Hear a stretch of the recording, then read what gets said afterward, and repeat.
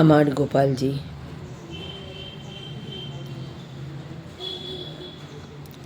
আমি যখনই বাড়ি থেকে বেরোই আমি গোপালজি নিয়ে চলি।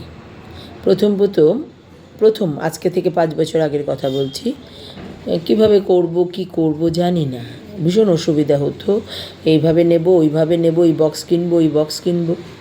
তারপর যখন গোপালজিকে আমি নিজের কাছে করে নিলাম আস্তে আস্তে, এখন আমি যেভাবে আসি আমি গোপালজিকে ওইভাবেই নিয়ে আসি, আমার কোনো অসুবিধা হয় না।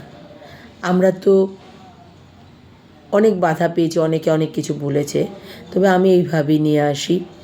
আমরা তো আসলে পানের কৌটো বা অনেক কিছু ছোটো ছোটো ছোটো ছোটো জিনিস আমরা ক্যারি করি, কিন্তু আমরা যখন ঠাকুরজিকে ক্যারি করে ঘুরি তখন আমরা মনে করি কীভাবে নেব।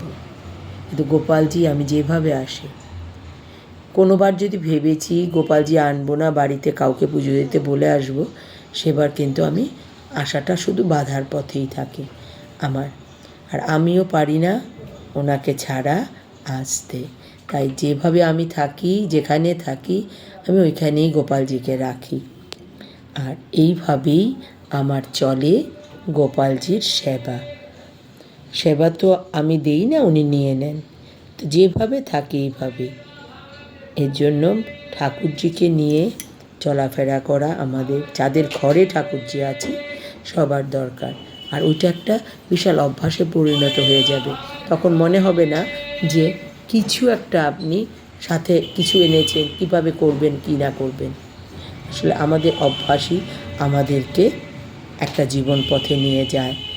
অভ্যাস, তার সাথে থাকে শৃঙ্খলাবোধ। এই দুটো যদি থাকে কোনোখানে বাড়ির বাইরে এসে, তাহলে ঠাকুরজির সেবা ঠিক করা যায়। ঠাকুরজি তার সেবা নিজেই নিয়ে নেন। রাধে রাধে।